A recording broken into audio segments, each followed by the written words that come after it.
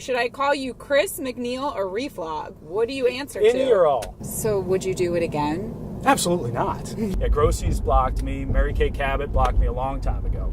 Now that one was justified because I was giving her a hard time.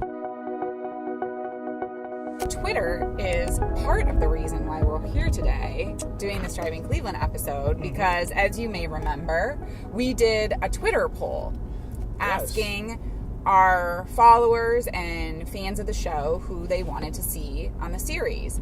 And LeBron was an option, Jason Kipnis, the mayor of Cleveland. I saw that. And Reflog.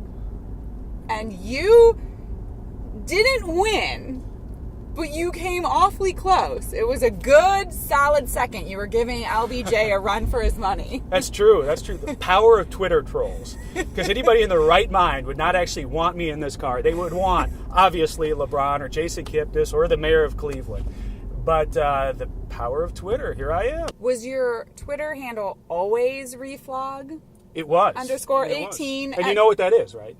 Now I do. I learned from my brother. Golfer it's just backwards. Golfer backwards. That's all it is. 18 holes in golf, right? And then Reflog is just golfer backwards. So, is your first love, like your first sports love, golf?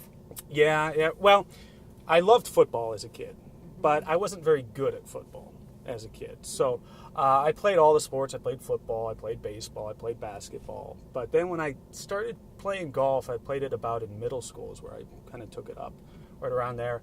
And I really enjoyed the game and was pretty good at it. And actually, our team back in 1996, we won state for the state of Ohio. Well, that is big. And I was captain of the team, so I appreciate you giving me the forum to kind of relive the glory days here. What was your handicap? So I was a legit 4 at the time. That's really good. I was a legit 4. Nowadays, I'm not a legit anything. I like to keep it under 80 if I can. It didn't happen much last season, but if I start playing a little bit, but 3 kids, I don't get a chance to play very often. But if I do, then I'll be back down there in the low 70s probably. I'm a legit 4, like if I get air. This year for the Browns, I had us at 4 wins. How dumb did I look when we came out at 0? I think there were a lot of fans who started the season believing that too. At what point were you like, please win a game, I'm not really a parade thrower. I don't know what I'm doing. Not sure if I want to do this. Probably game 1. Game 1, to be honest with you. Did you wonder if anyone except for your friends would show up? Oh, yeah. I was really concerned at first, especially last year. You know, everybody kept saying, you're going to get like 50 people out there. And I thought, maybe on the high end. You know, come on. We're in January in Cleveland, right off the lakefront here. It's going to be cold. People aren't going to really want to come out. How many people did you have? So the city said it was about 3,300, I believe, at the high end. And I don't know. There were some estimates that were a lot higher than that. I'm not going to go all Trump and say we had millions and millions out there. But there were certainly a lot of people. And if you see some of the pictures, especially coming around that first curve right in front of the Science Center, it's very impressive. I mean, this was a legitimate parade. When people started criticizing you, I mean, in hardcore, like you had someone in media say they were going to pretty much run their car through the parade, right? Speaking of protesters right there. Hey, listen, we live in a great country where you're able to do that. Yep. So you're met with some harsh criticism. Yes. Did that bother you? The only reason that it really bothered me at all was not so much, I got a few death threats, but you're going to get weird things like that happening all the time. It was mostly the people that just didn't get what I was trying to do. You know, there were a lot of people that said, hey, you're going to embarrass the city of Cleveland with this thing. They're going to laugh at us, not laugh with us, or not understand what we're doing with this thing. They're going to think that we're going out there as football fans and we're genuinely celebrating going 0-16, that we're that dumb that we're going out to celebrate this thing.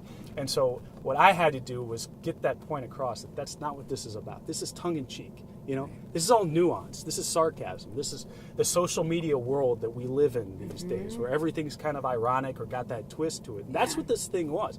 It's a parade, but it's a protest. It's a protest of what's going on in this building right now. So would you do it again? Absolutely not. No. We're not doing another parade. No. Maybe if we have a Super Bowl, I would love to be a part of a Super Bowl parade, right? Which is going to happen in my lifetime. I still hold out hope, or maybe my kids, or maybe my kids' kids. But at some point, we're going to have one of those parades, and I hope to be a part of that one. Do you have a favorite player? What, current player? Not really. I mean, all time, I'm just like many people, Bernie Kosar. I love Bernie, you know. Did you ever hear from Bernie when you were doing this? No, not at all. I did not hear from Bernie.